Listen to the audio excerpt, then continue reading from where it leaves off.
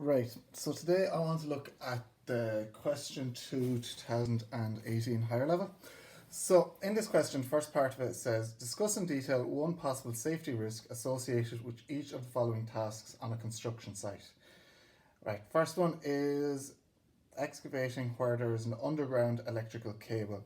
Now, where you have underground electrical cables, what you're thinking about is your digger is going to hit the cable. So what happens if the digger is going to hit the cable? So there will be a risk of exposing or damaging these cables. If you hit the cable, what happens? There could cause electrical shock, electrocution, burns, fire, or fatal injury.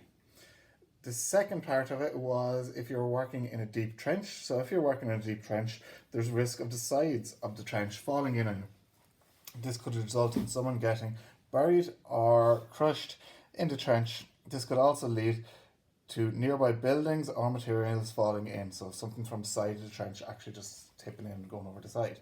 The third part of this question was working at a height when slated roof. So when you're working at a height slating a roof, there's a risk of falling off from the height. So there's risk of falling off when you're slating a roof. This could result in someone injuring themselves or others. So that be that materials falling, the person falling, or whatever. Now, this question, there was 4 marks for each part, but the most important thing about this question, and where a lot of students slip up, is it said discuss in detail. So, rather than just one sentence for each of that, like you can see, that's taken up most of an A4 page for me. And that's just like 2-3 sentences per one. So when I say discuss in detail, I'm looking for a little bit more information than just one point. You could fall, you could slip, the sides could fall in. You could go into a little bit more detail being the key word. So part B of that question is for each of the risks associated, or for each risks discussed in part A above, show using notes and freehand sketches 2 best practice guidelines that could be observed to reduce the possibility of injury to a worker undertaking each task. So, for the part 1, we're looking for 2 parts for each thing we said above in the earlier part. So when we are going underground cables, what do we do? Now, there are loads of different solutions to this. These are just my 2. So, first thing I'd do if I was going digging and I knew there's cables underneath, so I'd contact the local supplier of electricity or phones or gas and find out if there's any buried cables in the area. There could be plans, there could be maps of where these are, and I'd get these. Alright, and then I'd put in a drawing of the map. Now, really important for this question. This question, there is 6 marks going for each guideline. So 6 marks going for part 1 total. 3 for your notes and 3 for your sketches. So you have to make sure you have both in. Second part, locate the buried cables with a radio frequency detector or a hum detector or something that can detect buried cables. Once cables are detected, they should be marked with waterproof paint. And then I've got a little sketch of what looks like a lawnmower going along trying to get the cables.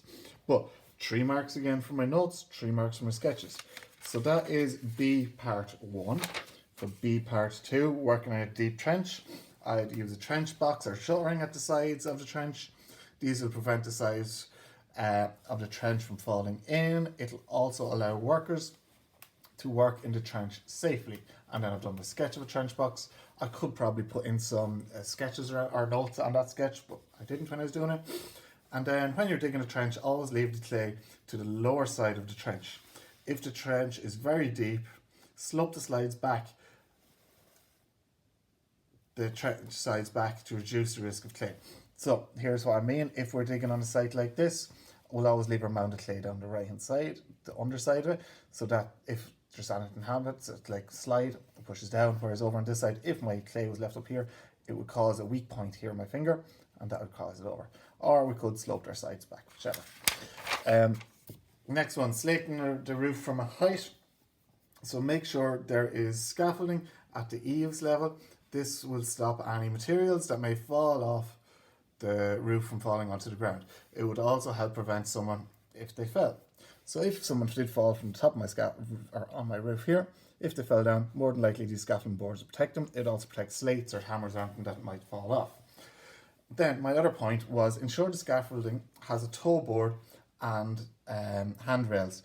This will prevent a person from falling over the edge. So here's my scaffolding boards all along the bottom, and I have a toe board going up. So again, it just stops if anything goes sliding along the scaffolding or the timbers, it stops it going.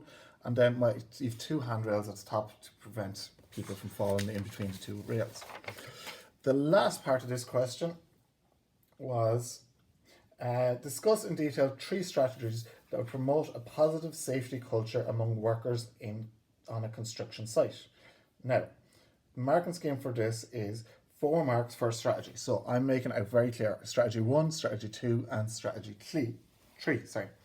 So, ensure all personnel and staff have Safe Pass completed. This is a legal obligation and ensures everyone on the site understands how to avoid risks and what best practice is. So rather than just saying make sure everyone has a Safe Pass, I've went into a bit of detail on it. My second point is there should workers should only operate machines they are trained in. The certified too. If workers are not allowed to work appropriate machines they are not trained in, it will reduce the risk of them trying to use them and prevent them safety. So in other words, you don't use anything you're not trained to use, you don't even try, and you develop a culture on staff where people don't use things they're not trained to. My third point is it is management's responsibility to promote a culture of safety on sites.